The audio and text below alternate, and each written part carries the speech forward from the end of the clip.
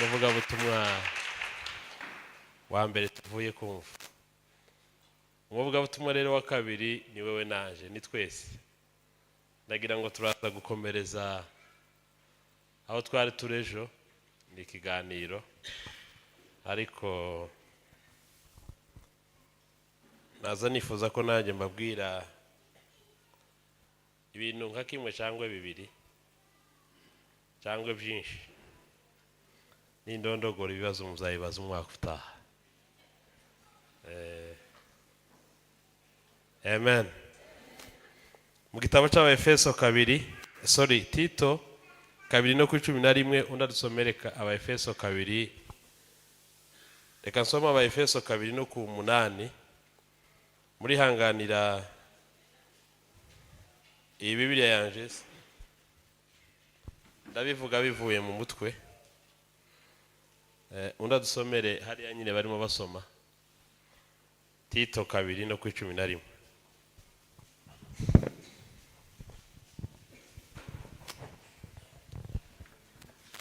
Dusome Tito 2:11. Aravuga ngo bakwiriye kuzibwa iminwa kuko Tito 2 nabibonye. Sorry. Asomye 1:11. Tito 2:11 aravuga ngo kuko ubuntu bw'Imana uzanira abantu bose agakiza bwabonetse gutwigisha kureka kutubaha Imana n'irari ry'ibyisi, ukatwigisha kuja twirinda dukiranuka twubaha Imana mu gihe ca none, dutegereje ibyiringiro by'umugisha ari byo kuzaboneka ku bwiza bwa Yesu Kristo ari we Mana yacu ikomeye n'umukiza. Amen. Amen.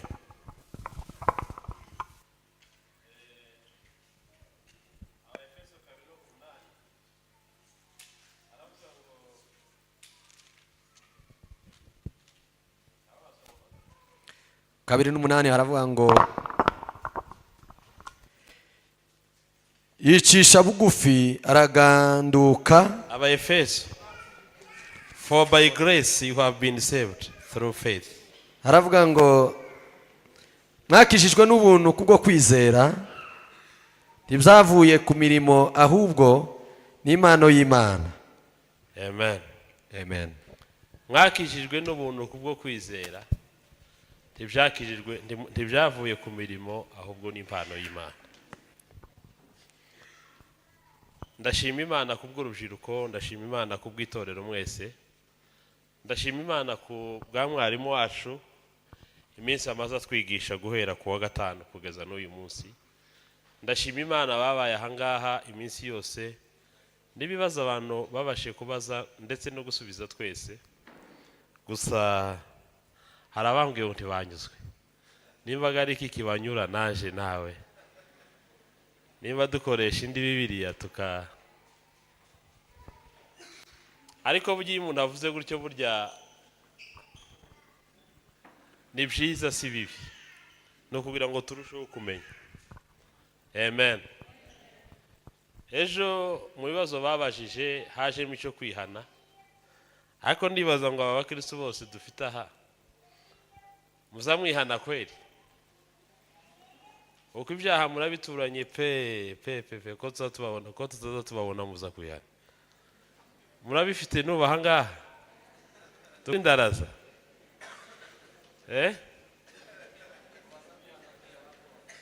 bazabihana kijambere. Iterambere ryaraje, takitagira shortcut. Technology yo kwihana yaraje nayo. Ejo twabiganiriyeho ko abanyabuntu bavuga ko nta kwihana, ariko nyuma yo kuganira ibitekerezo byinshi byatanzwe n'aba bantu twasanze umukristo yogwa mu cyaha kandi akwiriye kwihana. Nimba rero utarukigira uwo mutima wihana, guhera none agakiza kabeshwaho no guhora twezwa buri munsi, twezwa buri gihe, kugira ngo tubone uko dukorera Imana dutunze imitima itaducira urubanza. Bibiliya iravuga ngo bamwe baretse umutima utabacira urubanza ngo bamera nk'inkuge yatobotse. Inkuge yatobotse akazi ikindi zikora gusa no kugenda izika ugasanga umukristo yarazitse isi yaramutwaye. Ni nako conscience umutima nama w'umuntu umeze. Iyo umuntu akoze icyaha none ntiyihane, agakora icyaha ejo ntiyihane, conscience umutima nama urapfa, akaba nka bya bindi bavuga ngo akabaye icwende ntikoga. Noneho akabaho mu buzima ari mafu nta kigira umutima umucira urubanza. We gukosa no kudakosa ntibyamubuza kunezerwa, mukagira ngo aranezerwa ari mu mwuka, ariko ntari mu mwuka umutima nama warapfuye. Wishwe niki?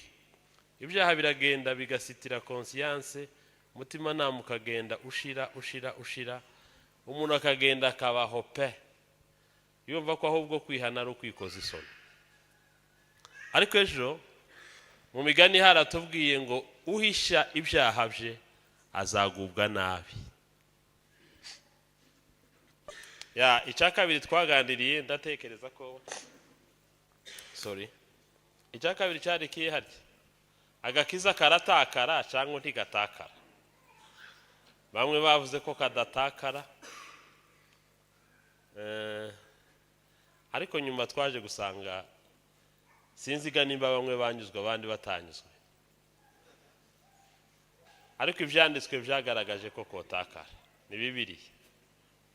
Agakiza umuntu yogatakaza, ariko umuntu atarapfa agihumeka aracafite aho yohera kugeza no ku mwanya wa nyuma. Umuntu agihumeka umwuka ntaza muva iruhande, azakomeza kumubwira ngo garuka. Haba n'igisambo cyakijijwe gisigaje amasegonde makeya ngo gipfe. Igihe cyose umuntu ahumeka ni umukandida wo guhanguka kandi ni umukandida wo gukizwa. Zanumva abanyabuntu bavuga ngo ese iyo mana ni imana nyabaki ngo yozituma ngwa mu byaha none ngo ngasubira ngo nkihana ngo nkagwa nkabyuka ngo ngasubira nkagwa ngo ngasubira nkagira gute? Ariko imana yacu uko iteye munyikirize amen. Bibiliya irabaza ngo ese umuntu yagwa ubutazabyuka? Niko Bibiliya ibaza, no kuvuga ngo waguwe nyine aba yaguye. Kandi ibaza ico kibazo ngo ese umuntu yoga ubutazabyuka, nuko izi neza ko hari umuntu wagwa agakomeza akaryama. Umuntu ashobora gukomeza akaryama mu byo yaguyemo, impande igasanga kiryamye cyangwa agapfa kiryamye. Bibiliya irabaza ngo ese umuntu yayoba inzira ubutazayigarukamo? Jumvikane ko muri iyi nzira y'agakiza harimo probability yo kuyoba, harimo probability yo kugwa. Ariko ni responsabilité y'umuntu kumva ko yamenya ko yayobje agasubira agashaka inzira nzima, kandi ni responsabilité yo kumva ko yaguye agasubira agatekereza kubyuka. Umukiranutsi yatakaza agakiza. Ndagira ngo iwacu turabazi bamwe bagiye, hari umupfurero wabaga iwacu ngo ni Binyoteri. Uwo mupfurero yagaza akora amadega cyane, ngo buce abwira umukecuru umwe wacu nza nibuka, aramubwira ngo n'abatashoboye ngo haleluya, niko yavuze ndatekereza. Aravuga ngo ijuru ryananiye basebukubo ukuraho wewe ahita avuga izina ryiwe. Aravuga ngo uraho we kanaka ngo ijuru ryananiye sebukubo uzaryinjiramo, atuzogera ari ku mwambu hanuke. Niko yamubwiye, niko umufurero yamubwiye.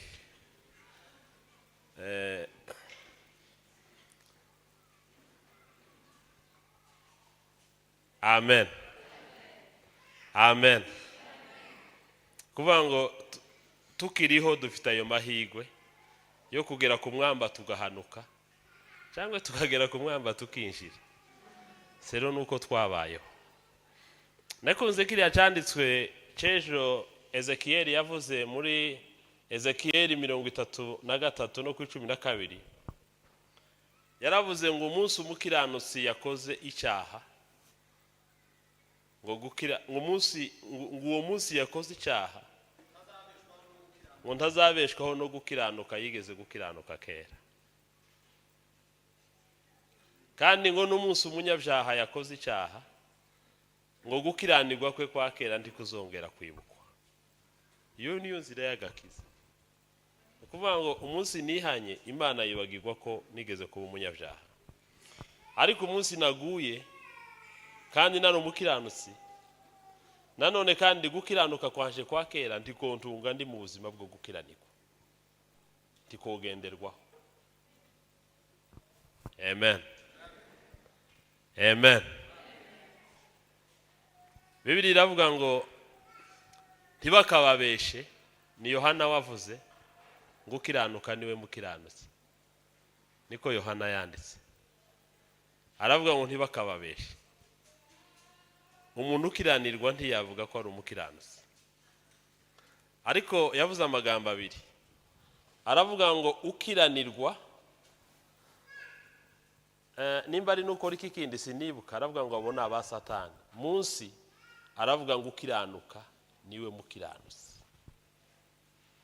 Ubwo ni uruhare rw'umuntu. Avuze ngo ukiranuka niwe mukiranutsi, bitandukanye n'ibi batubwira ngo twarakishijwe, Kristo ngo agere muri twe aduhindukira gukiranuka kuva ku Mana. Nibyo, ariko Kristo yaduhindukiye gukiranuka kuva ku Mana gute? Munyikirize amen. Turacari kumwe? Abanyabuntu gakera uko mwasinziriye, hako ni twese naje ndiwe.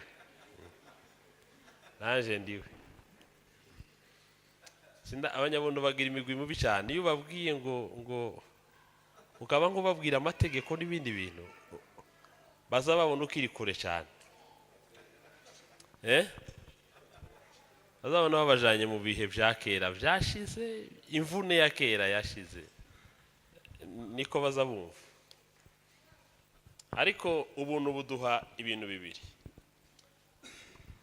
ni byinshi, ariko gukizwa n'imibereho yo gukiranuka byombi bitangwa alafwa n'agakiza. Gukizwa no gukiranuka bigenda birashorerana, kuko Imana ntiduha gusa kwinjira mu gakiza ngo twizeye. Haba no kwizera si igitondo kimwe n'urugendo. Ako kanya ntibivuga ngo birarangiye, filime yizinze agakiza twakabonye twagashitseho. Oya, no kuvuga ngo Imana igusingiriza gukizwa, hagasubira hakajamo imbaraga za kabiri zigufasha kubaho mu buzima bwejejwe. Nimba dukizwa ariko tudashikira izo mbaraga za empowerment zo kudufasha kubaho mu buzima bwejejwe,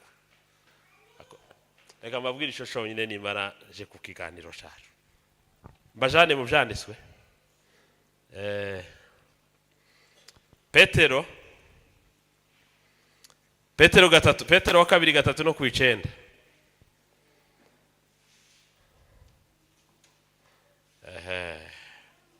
Reka mpere kuri Petero wa kabiri 3 no ku 9 yararimo avuga common grace. Ubuntu ni burimo ibice byinshi nka 7 cyangwa 5. Babwire nka 3 gusa. Number 1 ni common grace, n'ubuntu buri rusange. Ubundi buri rusange buhera kera mu isezerano rya kera. Muri ubwo buntu buri rusange, umunsi Adamu yamaze gukora icyaha, itegeko Imana yari yaravuze ngo umunsi wakoze icyaha uzapfa. Iyo ni itegeko, ni nako kazi k'amategeko. Ariko impano y'ubuntu, uwo munsi Imana izana uruhu iramwambika. Ngo ni ubuntu. Aha dusomye Petero yavuze ijambo, aravuga ngo mu isi hose ngo abantu baravuga ngo Imana itinze isezerano ryayo, ariko aravuga ngo igituma Imana itinze isezerano ni ukugira ngo yihangane n'abapagani bakizwe. kuko n'abapagani bari mu ngoma y'ubuntu. Ejo narababwiye ngo iki gihe turimo cyitwa ngo ni age, ngo ni church age cyangwa ni grace age. Turi mu gihe cy'ubuntu cyangwa turi mu gihe cy'itorero. Itorero rifite inshingano yo kuvuga ubutumwa kugira ngo abantu bagire amahirwe yo kwizera Kristo bakizwe. Ni igihe cy'ubuntu. Hari indirimbo zanumva bavuga ngo aracezesha amaraso igorigoto kubita imbere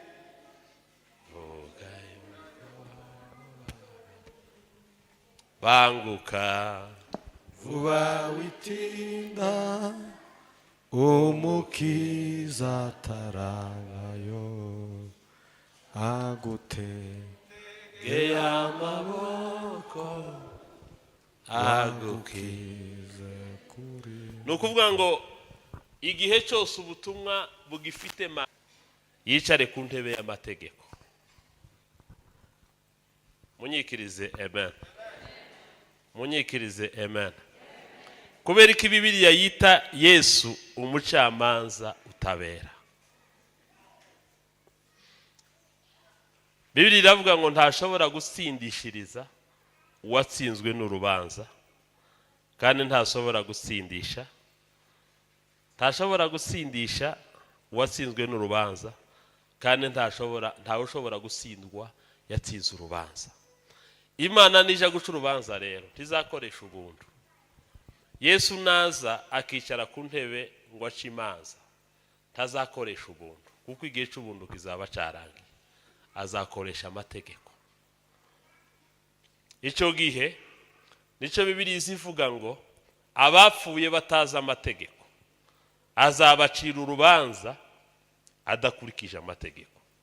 Ariko twebwe twamenye amategeko, amategeko niyo azadutsinda.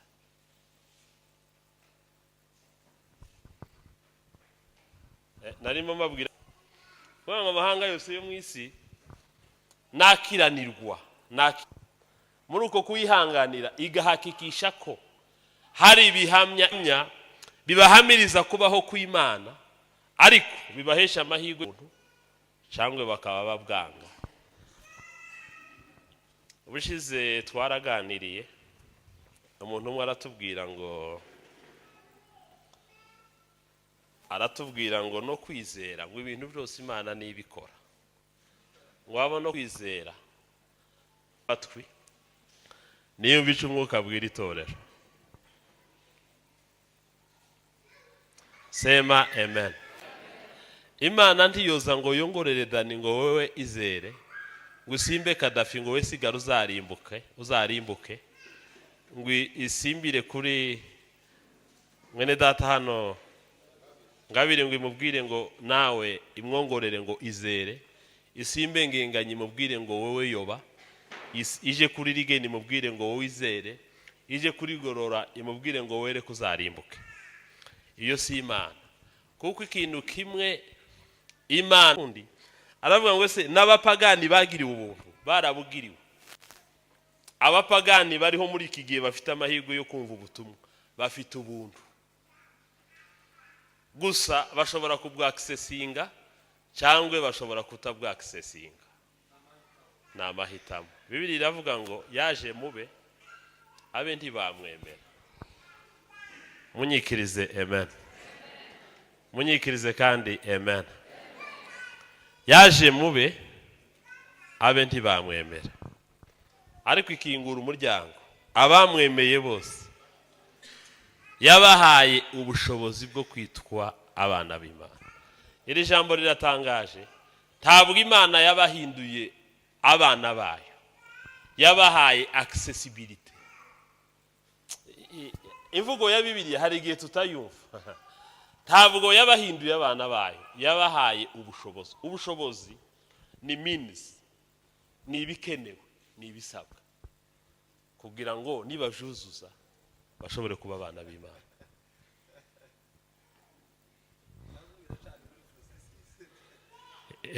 Ni ya processus ni ibisabwa.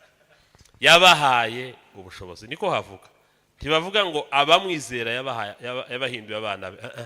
Haravuga ngo yabahaye ubushobozi. Mu yandi magambo, yatanze ibikenewe kugira ngo n'ubujuzuza ngo umwana w'Imana.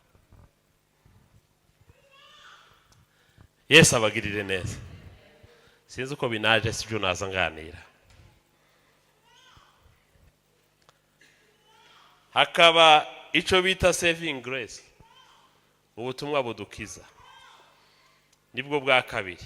Ubutumwa budukiza niho twasomye, mwakijijwe n'ubuntu kubwo kwizera. Umugabo wa mbere wizeye ni Aburahamu, kandi kwizera kwabayeho mbere y'amategeko. Amategeko atarabaho, kwizera niko kwabaje. Aburahamu yitwa sogokuru wo kwizera. Abana be bagize kwizera, bagize ubusabane n'Imana, bakomora kuri se cyangwa kuri sekuru Aburahamu. Muri uku kwizera rero, Bibiliya iravuga ngo Aburahamu yatsindishirijwe no kwizera, kandi ngo kwizera ke kwamuhaniye no gukiranuka. Aburahamu abaho muri ubwo buzima, ariko Imana imuha isezerano, iramubwira ngo uzaba sekuruza w'abantu benshi. Ariko icyo yaramubwiye ni ukwizera, kandi icyo yaramubwiye ni Yesu, uwo abantu bazaza kwizera. Ariko uko kwizera